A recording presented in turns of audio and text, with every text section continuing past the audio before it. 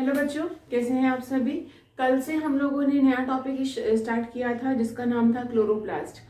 Chloroplast के बारे में मैंने कल आप लोगों को एक बेसिक बताया था कि क्लोरोप्लास्ट जो होता है बेसिकली इन्हें हम क्या बोलते हैं, लवक बोलते हैं। और लवक सबसे पहले जो ये शब्द है ये किसने दिया था, हैकल ने दिया था। ठीक है कि हाँ, लवक जैसी कोई चीज जरूर होती है। कल मैंने आप लोगों को बताया था कि जो लवक होते हैं इनको हम 3 कैटेगरी में ब्रॉडली डिस्क्राइब मतलब इनको क्लासिफाइड करते हैं। पहला होता है क्रोमोप्लास्ट, दूसरा होता है क्लोरोप्लास्ट और तीसरा होता है ल्यूकोप्लास्ट। जहां पे क्रोमोप्लास्ट जो होता है, क्रोमो का मतलब होता है कलर, कलर का मतलब ये हुआ कि इसका काम क्या हुआ कि पॉलिनेशन करने का या सीड डिस्पर्सल करने का ये काम हुआ इसका। क्लोरोप्लास्ट का मतलब क्या काम हुआ, क्लोरोप्लास्ट का मतलब हुआ कि इसका काम क्या होगा कि ये एक ग्रीन कलर का सब्सटेंसेस है, ग्रीन कलर का है ये, और जिसका काम क्या हुआ, फोटोसिंथेसिस या प्रकाश संश्लेषण करने का। तीसरा मैंने बताया था आपको ल्यूकोप्लास्ट के बारे में, और जो ल्यूकोप्लास्ट होता है इसका बेसिक काम जो होता है वो होता है स्टोरेज का काम होता है। तो कल हम लोगों ने इसके बारे में एक थोड़ा सा मैंने आप लोगों को ब्रीफ दिया था। आज हम इनके बारे में डिटेल पढ़ते हैं। तो सबसे पहले अगर हम लोग बात करें शेप के बारे में, यानी कि इसकी जो संरचना होती है, स्फेरॉइड, ओवॉइड, डिस्कॉइड, मतलब क्या हुआ कि जो हायर प्लांट्स होते हैं, हायर प्लांट्स जब भी मैं ये बोलती हूँ हायर प्लांट्स, तो इसका मतलब आता है एंजियोस्पर्म्स का।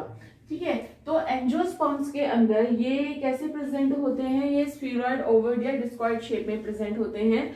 और सॉसर शेप या रेटिकुलेट शेप जो होती है इनकी, ये होती है यूजुअली एल्गी में, कुछ एल्गी के अंदर होती है, इस तरह की शेप होती है। अच्छा, अगर हम लोग इसके साइज के बारे में बात करें तो इसका जो डायमीटर होता है वो 4 to 6 माइक्रोन का होता है, और जो थिकनेस होती है वो 1 to 3 माइक्रोन के आसपास की होती है। अब बच्चों यहाँ पे एक चीज ध्यान देने वाली है कि इसकी जो शेप होती है वो डिस्कॉइड होती है, ये हमको पता चल गया। इसका काम जो होता है वो हमें पता चल गया। अब हम बात करते हैं इसके केमिकल कंपोजिशन के बारे में। एक बार ये लिख लीजिए, फिर हम केमिकल कंपोजिशन के बारे में बात करते हैं।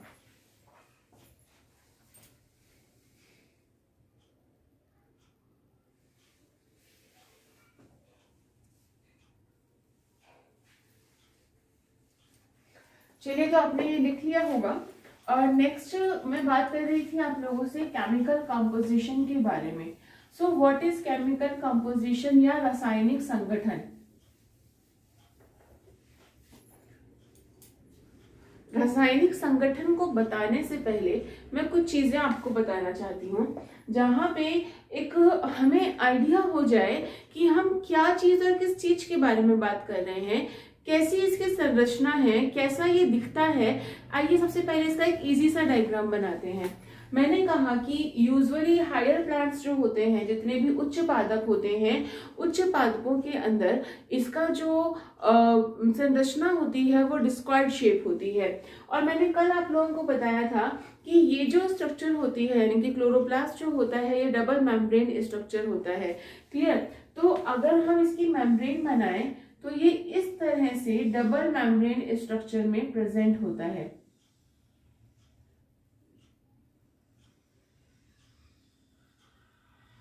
ठीक है, इस तरह से इसकी डबल मेम्ब्रेन स्ट्रक्चर होती है। ये होती है इसकी आउटर मेम्ब्रेन, यानी कि इसको हम बोलते हैं बाह्य झिल्ली। ठीक है, और ये जो होती है इसकी इनर मेम्ब्रेन, यानी कि इसको हम लोग क्या बोलेंगे, अंतः झिल्ली। चलिए, इसको एक चीज और, मैंने आपको इसका नंबर नहीं लिखा। इसका जो नंबर होता है 25 से लेके 50 तक पर सेल, यानी कि एक कोशिका के अंदर क्लोरोप्लास्ट का जो नंबर होता है वो 25 से 50 तक का हो सकता है। डिपेंड करता है कोशिका जो है वो कहाँ पे है, कितनी एक्टिव है, वो किसी ग्रीन शूट की यानी कि किसी ग्रीन तने की कोशिका है, या वो टिश्यू कोलेनकाइमा है, या वो बेसोफिल सेल है। ठीक है, डिपेंड करता है कि वो कौन सी कोशिका है। उसी कोशिका पे निर्भर करता है कि वहां पे क्लोरोप्लास्ट का अमाउंट कितना होगा, उस सेल में स्ट्रक्चर के अंदर उसमें कितना अमाउंट ऑफ क्लोरोप्लास्ट प्रेजेंट होगा। ठीक है, चलिए, तो मैंने बताया कि बाह्य झिल्ली और अंतर झिल्ली। यहाँ पे एक इसके अंदर भी एक लिक्विड स्ट्रक्चर भरी हुई होती है।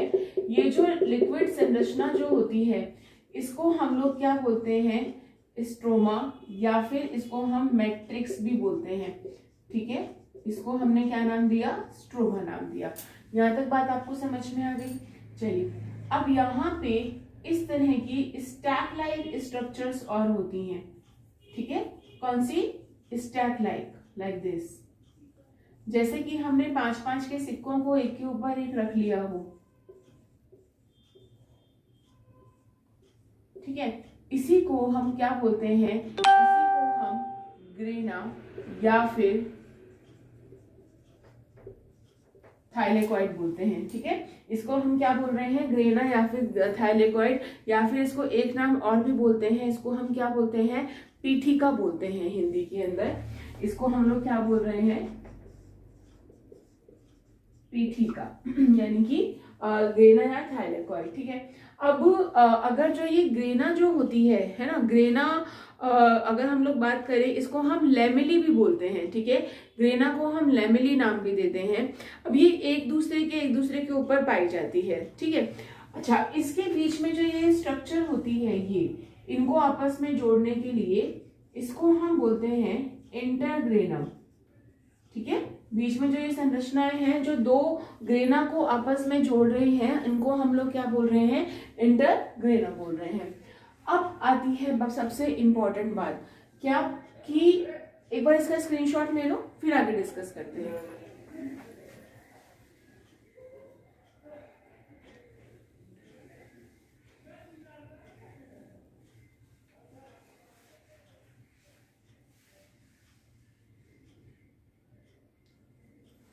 तो उसका स्क्रीनशॉट आप लोगों ने ले लिया होगा। अब सबसे इंपॉर्टेंट चीज यहाँ पे ये आती है कि इसके पास भी अपना खुद का डीएनए उपस्थित होगा।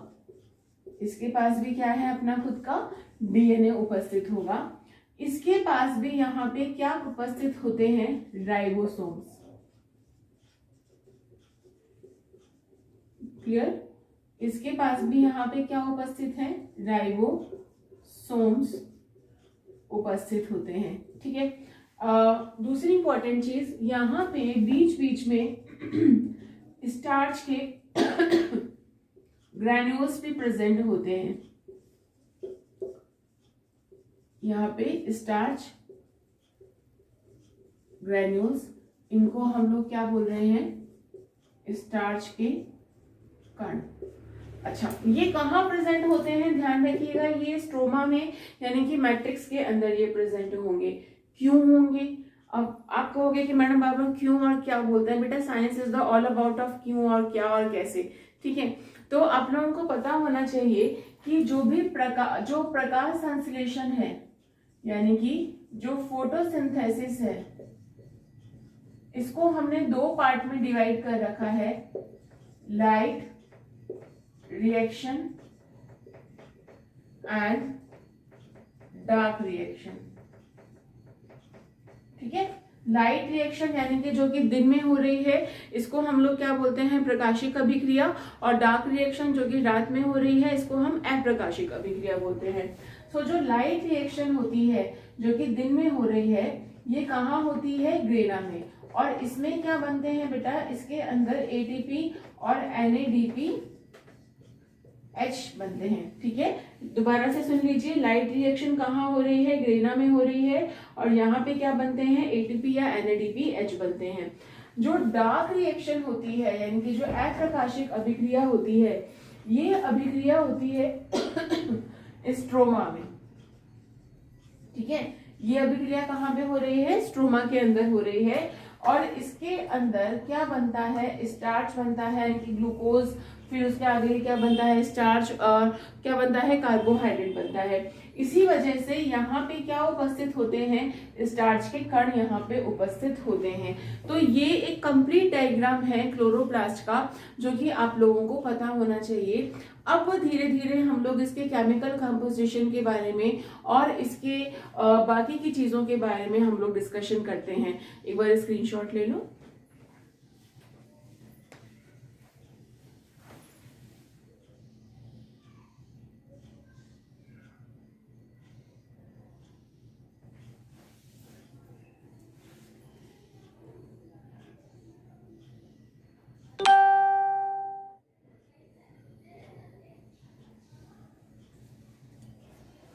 चलिए, तो आप लोगों ने इसका स्क्रीनशॉट ले लिया होगा। अब हम बात करते हैं इसके केमिकल कंपोजिशन के बारे में, इसके रासायनिक संगठन के बारे में।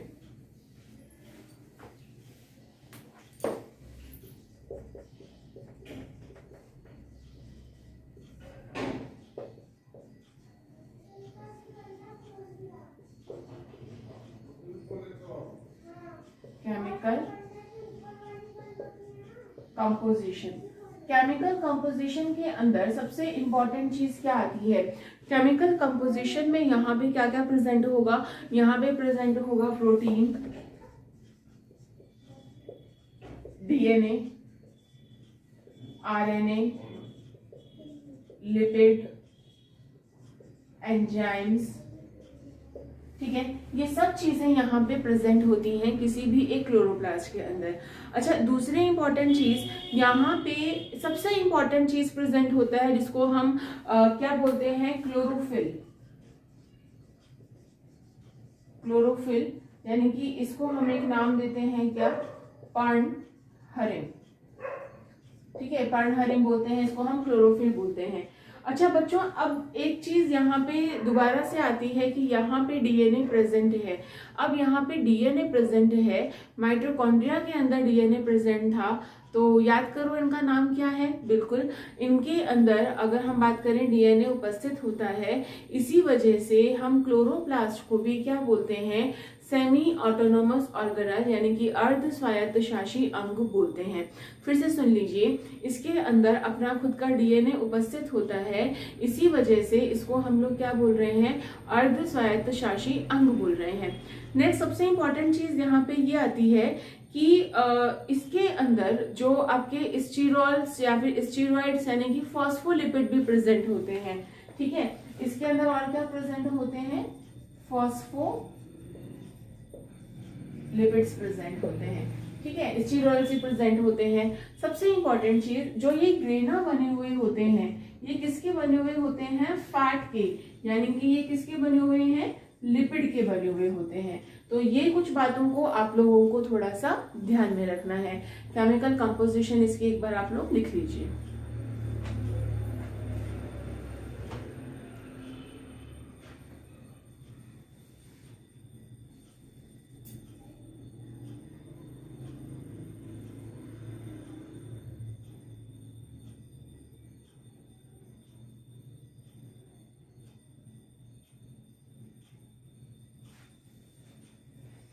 चलिए, तो इसको मिटा देते हैं, आपने वो लिख लिया होगा। और नेक्स्ट इंपॉर्टेंट चीज जो यहाँ पे आती है कि यहाँ पे जो क्लोरोफिल होता है, यानी कि जो यहाँ पे पर्णहरिम जो होता है आप लोगों ने पढ़ा होगा कि जो हीमोग्लोबिन होता है, हीमोग्लोबिन हमारे आरबीसीज के अंदर होता है, जहाँ पे एक पोरफायरिन वलय होती है, जहाँ पे हीम जुड़ा हुआ होता है, हीम जुड़ा हुआ होता है पोरफायरिन वलय के साथ में, और साथ में यहाँ पे हीम के साथ में एक विशेष तरह का प्रोटीन होता है ग्लोबिन। अब आप लोग ये कहोगे कि मैडम यहाँ पे हीमोग्लोबिन क्यों बता रही हैं? क्योंकि पर्णहरिम की जो संरचना होती है, यानी कि जो आपके क्लोरोफिल की स्ट्रक्चर जो होती है वो लगभग ऐसी ही होती है। यहाँ पे फाइटोल टेल प्रेजेंट होती हैं, और जहाँ पे बीच में क्या होता है, मैग्नीशियम का अणु होता है, और साथ में एक पोरफायरिन की क्या होती है, बेसिकली अगर हम लोग बात करें पायरोल की यहाँ पे क्या स्ट्रक्चर है, 4 रिंग्स हैं पायरोल रिंग, बीच में क्या है, यहाँ पे मैग्नीशियम है, और एक पीछे क्या होती है, यहाँ पे टेल उपस्थित होती है। सबसे इंपॉर्टेंट चीज अगर हम लोग बात करें यहाँ पे कि जब उद्विकास हुआ होगा, यानी कि जब इवोल्यूशन हुआ होगा, तो हम लोग ये मानते हैं कि हो सकता है कि क्या पता ऐसा हो कि फाइटोल टेल के अंदर मैग्नीशियम अणु को प्रतिस्थापित कर दिया गया हो आयरन अणु के साथ में, और इस तरह से धीरे धीरे उद्विकास हुआ हो। अच्छा, दूसरी इंपॉर्टेंट चीज, यहाँ पे बहुत सारे कुछ माइक्रो एलिमेंट्स भी प्रेजेंट होते हैं, जैसे कि कॉपर हो गया, मैग्नीज हो गया, मैग्नीशियम तो खैर यहाँ पे प्रेजेंट ही है, जिंक हो गया, ये सब एज अ को एंजाइम प्रेजेंट होते हैं किसके अंदर, क्लोरोप्लास्ट के अंदर। दूसरी इंपॉर्टेंट चीज कि क्लोरोफिल ए तो यहाँ पे प्रेजेंट होता ही है मेन, एक और यहाँ पे उपस्थित होता है जिसको हम क्लोरोफिल बी बोलते हैं, chlorophyll C, chlorophyll D, chlorophyll E, F, इस तरह से यहाँ पे बहुत सारे तरह के क्लोरोफिल भी उपस्थित होते हैं। ये जो क्लोरोफिल होता है ये एक प्राइमरी पिगमेंट होता है, यानी कि प्राथमिक वर्णक होता है, और जो क्या करता है, सारी की सारी लाइट को ग्रहण करता है, यानी कि जितनी भी जो सनलाइट है जो कि यूज करी जा रही है किसके लिए, प्रकाश संश्लेषण के लिए, तो उसके अंदर जो प्राथमिक अणु जो होता है ग्रहण करने के लिए वो क्या होता है, क्लोरोफिल होता है। उसके साथ में बहुत सारे सेकेंडरी अणु भी होते हैं जिनको हम लोग क्या बोलते हैं, सेकेंडरी मॉलिक्यूल्स बोलते हैं। ओके, तो आज के लिए हम इतना ही रखते हैं। कल की क्लास के अंदर हम लोग डिस्कशन करेंगे कि क्लोरोफिल की एक बेसिक स्ट्रक्चर क्या होती है, किस तरह से वलय होती है, क्या स्ट्रक्चर होती है, इसके बारे में हम लोग कल डिस्कशन करते हैं। Thank you so much for watching. बच्चों, जितने भी आप लोगों को पढ़ाया जा रहा है उसके रेगुलरली कंसिस्टेंटली वे के अंदर आप नोट्स बनाते रहिए, और इनफैक्ट अगर आपको कोई प्रॉब्लम होती है प्लीज डू कमेंट मी, आप लोग कमेंट कीजिए, और आपके कमेंट की वजह से ही मेरा जो वीडियो है वो और एक इम्प्रूवमेंट में आ सकता है। अगर आप मेरी कमियां नहीं बताएंगे, मुझे नहीं बताएंगे कि मैम आपने ये चीज़ नहीं बताई या इस चीज़ को ऐसे आप करिए, तो शायद एक जिसे बोलते हैं ना कि आप तक पूरा एक ज्ञान जो है वो मैं नहीं पहुंचा पाऊंगी। Thank you so much for watching. कल के वीडियो में फिर से मिलते हैं। Thank you.